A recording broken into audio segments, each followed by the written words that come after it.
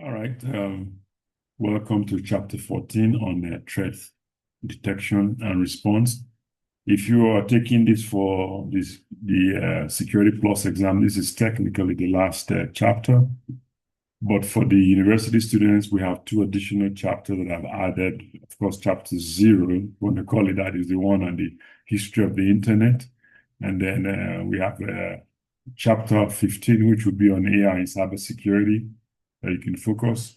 So there is also a separate video from another course. You might want to look for it in the YouTube channel that deals not just on incident response, but also forensics for purposes of the evidence. Because if you will notice that we're going to cover chain of custody. So I deal with it more in depth, where I put on my former lawyer hat and try to talk to you about the importance of evidence in a forensics setting. So try and find that one. So yeah, threat detection and response, contact information, bio, copyright.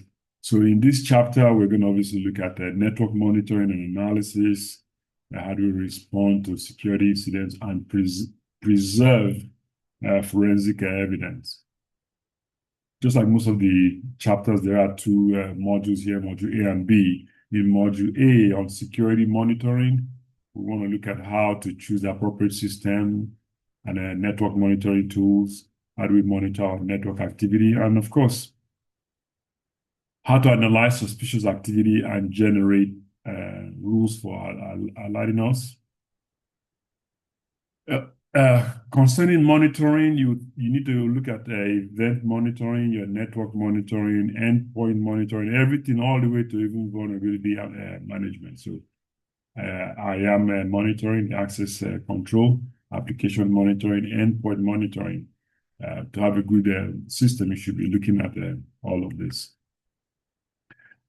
You hear the word visibility. So sometimes when you have automated process, this can enable you from doing things real-time analysis, alerts.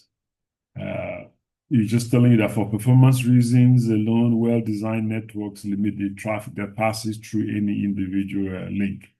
But also now for security reasons, it says it's harder to contact like host in a different security zone.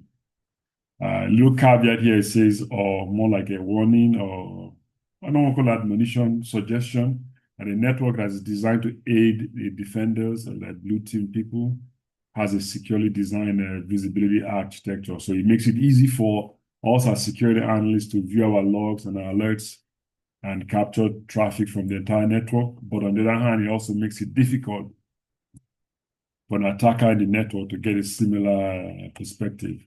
So it helps us, but it should not help the adversary. So you hear the word agent versus agentless. An agent is somebody or something that you ask to do something for you, right?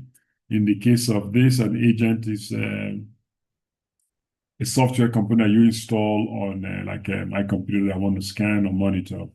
So it will gather information and then report it to like a central location. And then you have the agentless one, which is more of a central tool that gathers information and doesn't require you to install any software. But there's a lot of different approaches to that. Just be aware of that. Network monitoring method. So I would assume that by this time you understand the OSI modules, or at least the DoD modules, as in the 4 modules in the DoD or the 7 OSI module. But more important, when you see the word packet, you should know that I'm talking about layer 3 of the OSI module, which is the network layer. So network capture looks at the raw traffic that is coming into your network. Of course, you can also have a flow analysis, wireless analysis for wireless traffic, SNMP in there, and then logging physical sensors that we would need for reporting on our temperature or for HVAC system or IoT devices. You see SIEM here again, SIEM is more of a central location for actively monitoring and reporting on all the information that we collected from all those devices that we looked at. So you hear the word packet sniffer, just know that packet sniffer, packet analyzer, or protocol analyzer are used interchangeably. They capture the network packets that come into the network, and then look at them and feeding them into like a logging or analysis to like a intrusion detection system. There are many ways you can look at it, mapping, rogue service discovery. But the point is that the packet analyzer could be a dedicated piece of hardware, or it could be any application like TCP dump or Wireshark that's running on your computer with a network interface. So I love using Wireshark, but there are other more, Wireshark is open source, but other ones that are called Wireshark on steroid that you can pay for that network analyzing tool. We just use Wireshark because it's free, open source, and then we can use it to teach people how to look at network traffic. Wireshark alone is it could be a 3-credit class, but it's so rich. So inline and tap-based monitoring. One monitoring method is like port monitoring, port mirroring. Excuse my voice today. And then a switch port analyzer. So I copy traffic that are selected traffic and send it to a designated port, which can connect to any kind of logging system. And of course, the terminal access point. This is a hardware-based traffic splitter. You can insert it in any part of your network link. And of course, you have the NPB. It receives input from many of the ports and directs it to an appropriate analysis tool. It's just telling you that either you can do it inline or you can just tap, like network tap. When we use network tap, like the throwing star from that gadget company, I forgot their name, it's more useful to like you attach it. It looks like a ninja star. You attach different portions from the network and then you monitor it to see everything that is happening on the network. And maybe save it as a pickup file that you can use to replay later on the Wireshark. All right, so this is SNMP. It just shows how it works. You have agents installed on the switch, the server, the router. You've got the management information base, the MIB here, and then of course the workstation here that is monitoring it. There are different versions of SNMP. Exam question is going to require you to think about which one has a security feature. So SNMP version 4 has strong authentication and encryption feature, and it's what you should use instead of version 1 or 2 that has a plain text. So that's exam question there. Okay, so NetFlow, you might have stuff like your router or your switch that is receiving the package. You, of course, need to know the source IP address and port, destination IP address and port, and again, you see the word layer 3 protocol and what type of service. So if you know now from networking that when you have the IP address and the port combined, it's called a socket, right? So you're just talking about looking at the network flow information here. Syslog. There used to be a question on syslog. I'm not sure on here, but understand what the values on the syslog severity level. It's kind of like reverse because 0 is more severe, more of an emergency as opposed to 7. You would have thought 7 would be. So just don't get tricked in there. See the order. 0 means that error condition is rendering the system unusable, as opposed to 7 that is just to debug. So to look at if you're in a Windows system, you have a lot of system logs. You can see them on the left side of my screen here. You just type event manager. You can access it through the GUI or command line, and you can see what's happening on your network. Once when you get any of these logs, just double click on all of them, and then the bottom panel opens, and you can see what is happening on that. And then you can read it. If he has a little sorry, let me go back here. See, this guy here has an I for error. Maybe you need to check that immediately. Windows update. All right, so log aggregation. So if I want to get logs of what's happening on my network, since the first step is to curate it. Right? Like if you think about artwork, curate as in identify what I really need to collect. I might not want to collect everything in my network. The sources of the information is very important. It's going to go into like some kind of pipeline so I can look at it later. So I'm aggregating my logs. So next I need to think about log management, maybe indexing. How do I think about maybe ongoing or scheduled tasks? How do I retain the logs? All these are important in log management. All right, so this is a command that you need to kind of have an idea what they mean. Most people only see this when they're dealing with like Linux. It's self-explanatory. CAT is a short of concatenate combining, right? And of course, grep to based on search. Now, how do you or where do you place your monitoring tools? Just telling us the event monitoring systems. Some of them are inbuilt. But where do you put the network tab or port mirrors? So you should probably place them on choke points for critical traffic. And if you're going to have large volumes of data, you need to feed them through some kind of log collection system and into some kind of engine for you to correlate to make sense. It's just telling you that monitoring the data itself, says remember that monitoring data itself is network traffic, right? Which can be lost or altered or interfered with other network traffic. Of course, adversaries knows how to mess with your log so you don't see what they're doing. This is just an exercise that goes there, that looks into viewing a Windows event log. Simple event manager, you just see that, right? That's what this lab does for you, to show you how you can look at it. It's a good idea to check it on your whole system. So just go on the search. If on your Windows 11, just type event manager. Then you can see it, or if you open the command line, you can just see it. All right, so how do I analyze it? What's the difference between data analytics and data analysis? That's all it's talking about here. So analysis is I'm going to collect the data, organize it, and present it in some kind of way that maybe gives you some useful insight.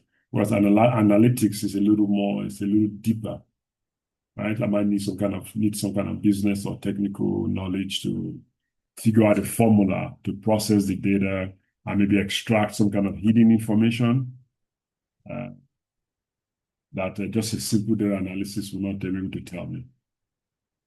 But also I need to look at my user behavior, unusual activity like search or access to sensitive topic, unusual login behavior from a device or country and that they normally are not logging in from, suspicious activity, like multiple administrator accounts that you've created over a short period of time. That might mean somebody is trying to escalate privilege to get into your system, right? So just check that.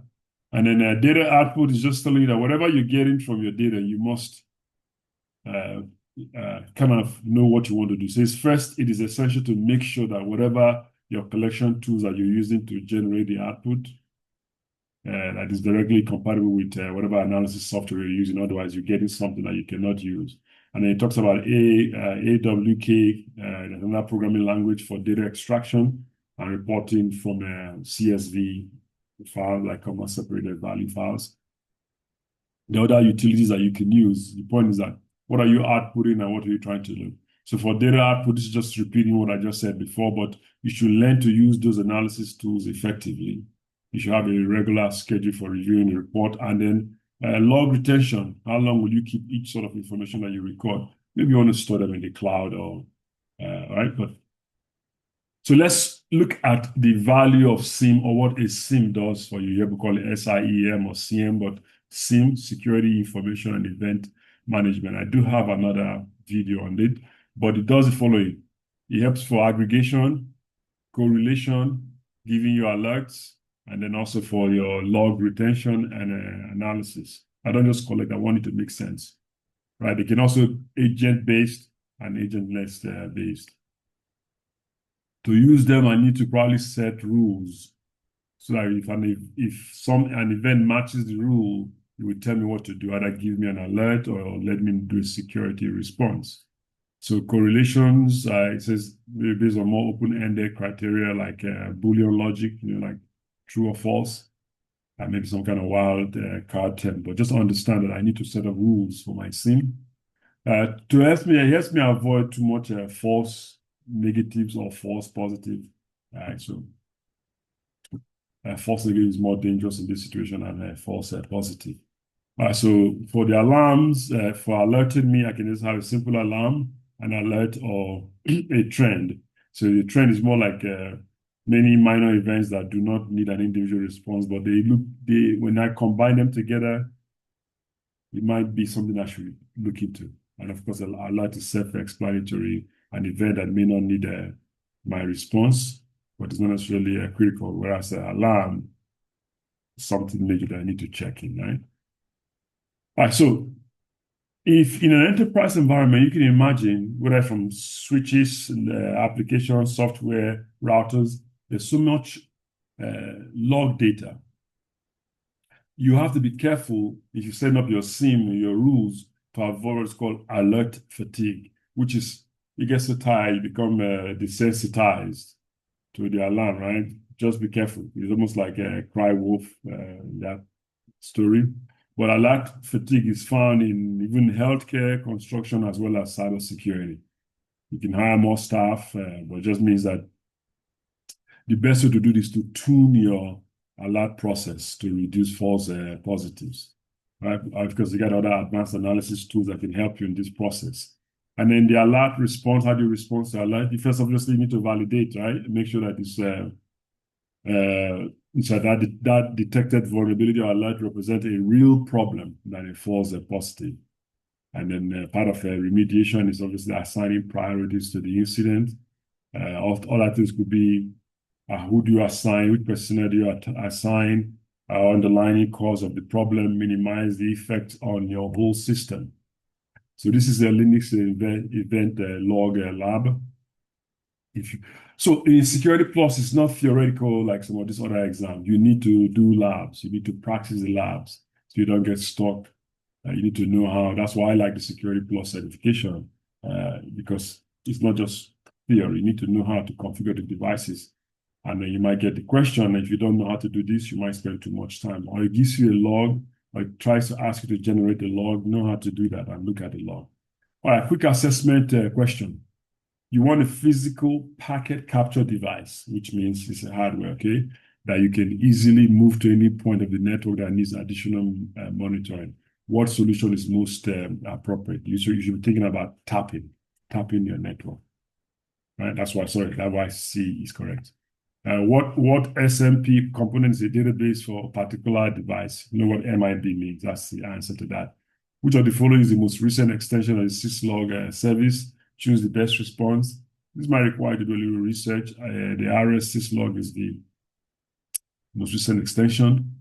What SIEM feature finds broader trends and relationships formed by individually insignificant events? Right? So you can easily dismiss C and D. So, but just aggregation is collecting them. Correlation is what is making it have a meaning for me. All right, your new SIEM engine boasts of its industry standard UEBA capability. Which of the following incidents under your old system is it most likely to detect? So it's a user behavior. So an attacker using an anonymous VPN logged in with stolen credentials. That should be the answer. All right, let's look at B, incident response procedures, practical incident response procedures, threat hunting, and how do we collect the forensics evidence.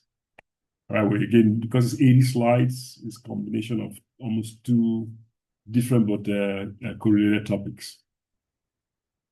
So here, incident response team should include leadership, people in leadership, so you can have a buy-in, security, even legal, and people in communication. So it should be a cross-disciplinary team.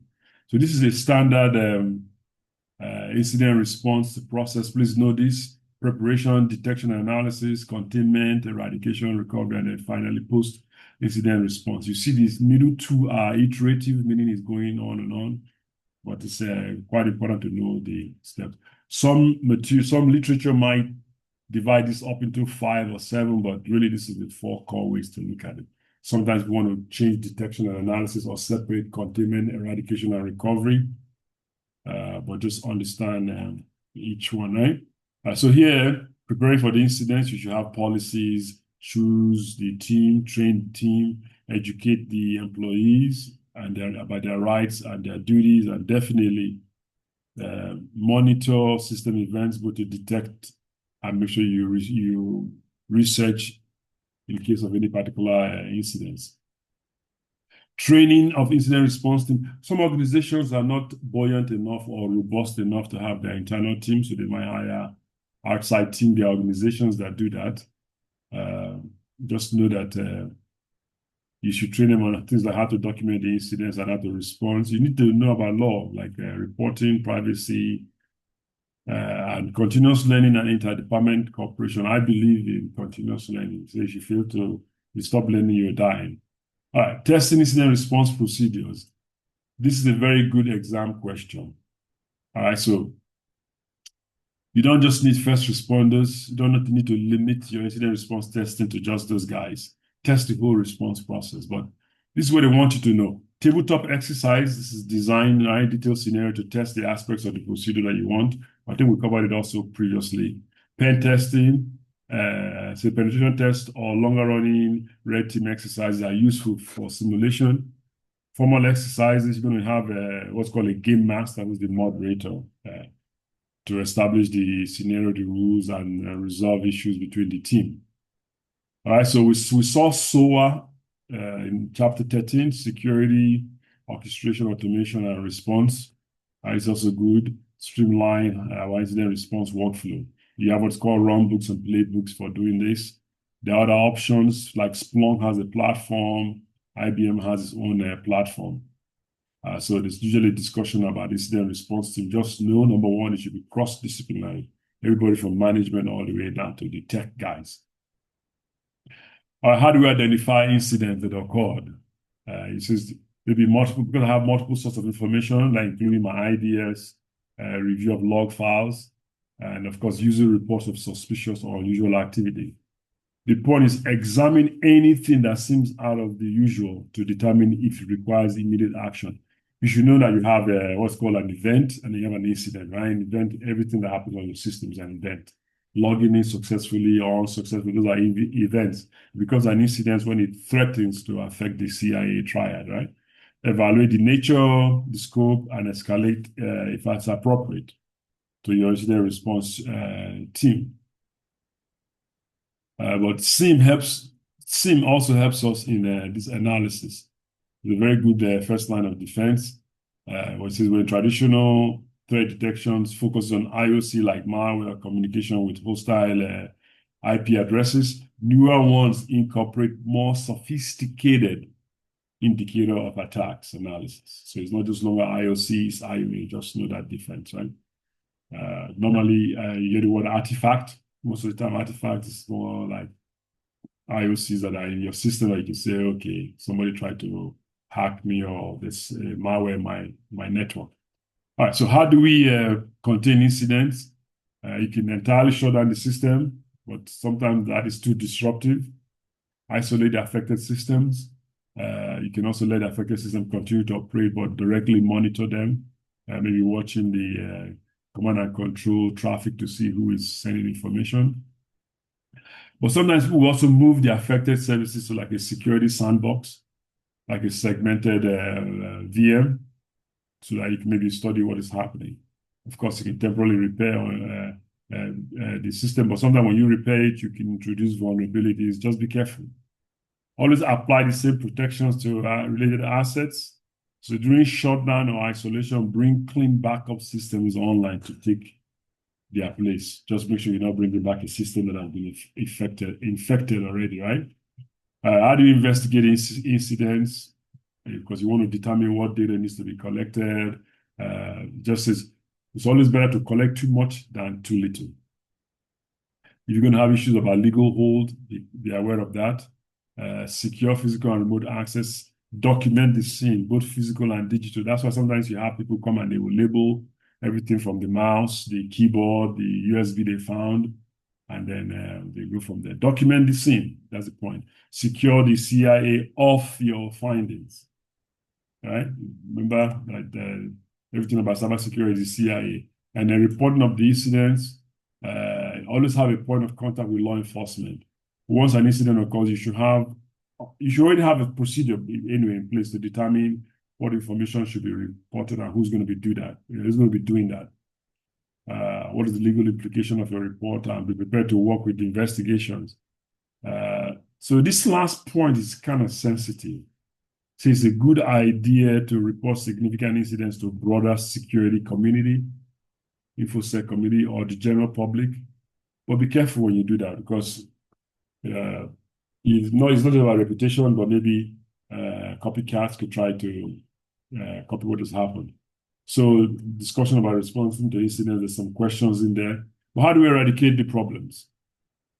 Sanitization is always good. Replacing the system if it cannot be repaired. If passwords have been compromised, certificates, issue new ones. Reconfigure your access control firewall. Revise the data loss DLP rules, especially if you knew there was a data loss or data exfiltration. Check your MDM policies if it has to do with mobile devices to make sure you're doing the right thing. So you must have heard about the root cause analysis, or the word Ishikawa diagram or fishbone diagram if you do project management. This is used for more secure, or more sophisticated incidents, right? It's a better methodology for doing that. But you have what's called the 5 whys approach, always asking why, like an inquisitive child. You have a kid, I've got a little boy, like why, right? But just do a root cause analysis, because you want to find you want to really find the underlying issue that allowed that incident to occur. It's not just about fixing the problem today. You want to make sure that you understand it so that you can prevent it from happening in the future. Right? And then, of course, you will now restore your service, harden your system and network to prevent reoccurrence. You need to verify that it's working, undo any containment procedure, and, of course, notify relevant personnel, and continue to monitor to make sure you're not going to have any issues that are going to repeat themselves, or secondary or collateral issues. And of course, you follow up. You need to do what's called a lessons learned, or what we call an after action report. What happened, how you fixed it, did you fix it on time? Did you detect the problem properly? And of course, before that, you should already have your incident summary report, right? That has everything about the root cause, the list of personnel involvement. Just understand that documentation is important. There is, how do you recover from an incident? That's just a general discussion. Proactive threat hunting. Think about somebody in the forest with a gun, right? So this is searching your network for signs of intrusion that automated system may have missed. So both threat intelligence and threat modeling, they are defensive tools that are used for the threat hunting, right? Just remember that threat hunting is a proactive process, and it's a proactive mindset. Think like the adversary. So the distinction is incident response looks for signs that something doesn't happen, right? Whereas the threat hunting assumes that the attackers are already in their network. So I'm trying to figure out where and what they are. So since unlike the red teams of a pen test, which offensively tries to find vulnerability, threat hunting is an active defense, similar to the blue team trying to stop an attack that they know has already occurred. Right? There should be a separate video on the threat hunting and threat modeling, because it's very important. But see this process in here. Threat hunting process. You can obviously determine the purpose, right? Collect your data, establish your hypothesis, build your plan, execute the plan, take action and feedback. It's an iterative process over and over again, right? It's circular, right? So what I call it 7 steps, but they all feed into each other. So the tactics for threat hunting, you profile the actors and activities likely in your network. You're going to probably try to maximize network visibility to improve your detection, gather your threat intelligence from the logs, the threat feeds. Now you need to study ways that attackers can establish persistence and maneuver laterally through your network while they're still evading automatic detection or automated tools detection.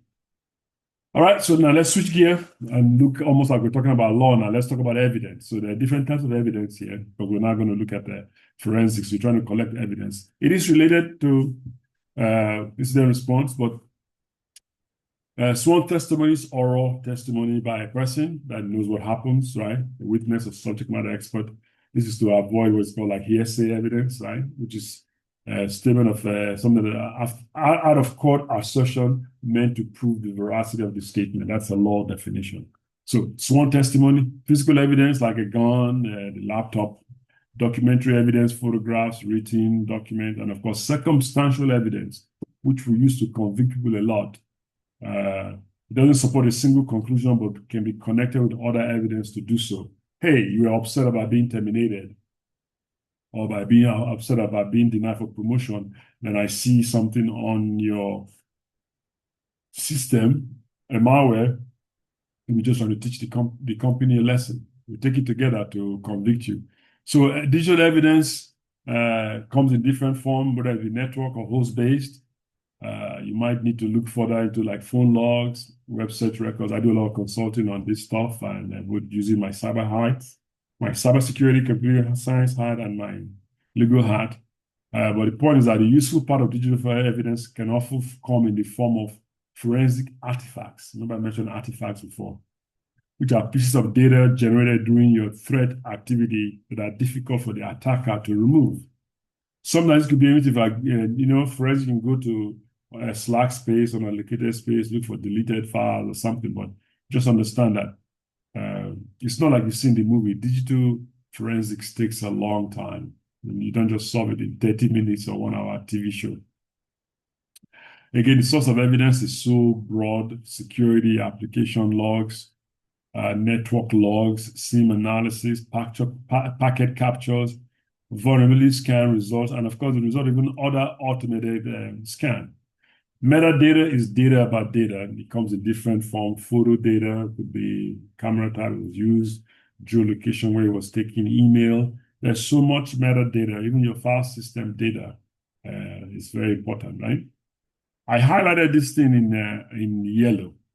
Evidence handling. Evidence is most valuable when it's complete and veritably authentic, right? It can be verified. Methodological collection, or I call it scientific collection practices, produce more complete evidence. In the advent of deep fake and all that, I highlighted this for you because it's posing more problem for digital forensics experts. So digital evidence is often easier to fake than physical evidence. So it needs stricter provenance, proof method to prove when and how it was created, right? So the acquisition and preservation of this is really, really important. You need special tools and techniques. That's why not everybody should be doing that. That's why we need chain of custody to show where you picked it up, all the way to when it comes to court, the pathway of that evidence. All right, e-discovery. Many lawyers are even specializing on all this. I remember in 1991, when I was over 3 decades ago, when I was in law school, we did discovery different than today. Right, so you should adhere to a formal process such as electronic discovery reference module to make sure you're doing it right. Make sure you know data retention policies. If you get an e-discovery request, comply quickly and accurately. Communication procedure is very, very important. Right? Don't try to hide the evidence or delay revealing it. Legal hold, we talked about this before. When you get a notice saying, hey, this might be subject to litigation, hold it. So treat it as though it always was, right? If you suspect another party may place specific data on the legal hold, just treat it as though, don't destroy it. Because destruction could be looked at as a guilt or evidence of liability. Why are you hiding it? All right, collecting of the evidence. This is where we focus a lot. Assembly your findings into a report, summary of the items, preserve the evidence, never work on the original evidence. Classify available evidence according to its order of volatility in terms of when you shut down the system house, which one disappears first, right? So always secure physical or remote access. I already mentioned chain of custody before. Let me go back here for a minute. All right, so there are very good tools for forensics, whether it be FTK imager, volatility, autopsy, end case. What's this here? Israeli one for mobile devices. It could be Axiom. I'm running blank in here. It's one of the most expensive ones that is really, really good. But either physical imaging of the disk or dumping of the memory, and even password cracking. Also called password recovery tools. These are very good tools for you to, get into files. Mobile device data retrieval tools, again, forensic analysis toolkit. Cellbrite is what I was thinking about for phones, right? The virtual and cloud forensics. So VMs, you can do forensic analysis on VM. It's a little more difficult to do forensics analysis on cloud. You need to talk about what's the agreement with the cloud service provider, what is the nature of the data that's being stored in the cloud, what is the technology that used by the cloud service provider. But anyway, forensics evidence is another animal by itself. So watch my video on forensics. It's a separate one. I just deal with that alone. All right, what is e-discovery? Basically, choose the best response. Basically, what is e-discovery? Sharing electronic forensic data. Data stored in an electronic device. The E means electronic. You are responding to a major incident involving a data breach by criminal hackers. Which of the following tasks should be conducted by only one person? You just use a process of elimination here. Analyzing the TTPs of the attackers, right? Include their procedures. It's good to have more than one eyes. Collecting forensic evidence, it might be too much for you to do alone. Rebuilding affected system, definitely need help. So the reason why we want communication with law enforcement to be done by one person is so we have unified communication. We don't have different things going out and there's no inconsistency, because that's a grounds for impeachment of testimony of the corporate representatives, okay? After a security incident, you rush to take a screenshot of the telltale running process before you leisurely take a backup of suspicious files on the hard drive. What forensic principles are you exercising? Think about it. It's not audit trail. It's not chain of custody, because that just shows who collected it today. When you get the code, how did we get from that first person to the person that brought it to the court? It's not really just about e-discovery. Yeah. So you think it's auto volatility. I want to check the one that is going to lose. And you saw that here, we call it live forensics. I want to do live forensics if I do dead bolt forensics. Incident response procedural question here. Why is it important to record time offsets when collecting evidence? So like me now, I spend my time in at least 3 geographic zones. So I'm always resetting my time clock. I have clock 1, clock 2. I'm in the GCC. I'm in Africa. I'm in the US. So different time zones. And if I'm in the US, it's even worse, because I could be in California or Eastern time, where there's a major time. So you need, if you're collecting data, you need to make sure you record time offsets, right? Because I made a mistake when I set an exam and I put it in Dubai time, which is 3 hours ahead of my students in Emmitsburg. I know I got a lot of problems. Anyway, it is B, to compensate for time difference between multiple systems. All right, what is the primary purpose of a threat hunt? Threat hunt. Detect successful attacks that have invaded automated detection system. Some of these other ones seem possible, reasonable, but B, discover unauthorized system and software that increase your network attack surface. That might be, I'm checking for shadow IT.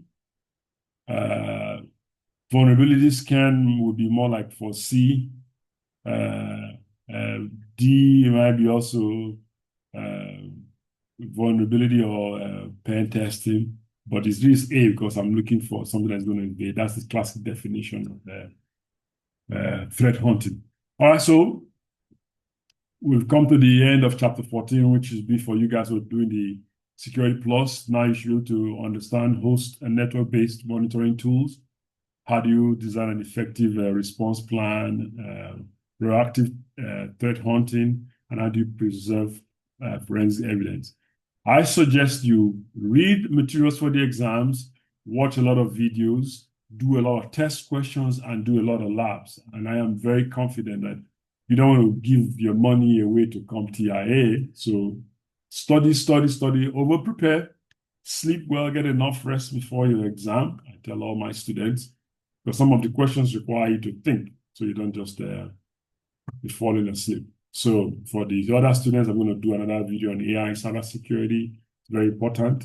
And then I will continue to do some videos. Sometimes it's not possible to keep the videos short. So maybe I will create short videos, because sometimes you want to just listen to 5 minutes, 10 minutes. You don't want to listen to me for 45 minutes or an hour teaching. But you can also go to the videos and freeze them. Right? And I think if you have YouTube Premium, I believe you can download the videos and chop them up. So good luck, and see you on the other side of cybersecurity.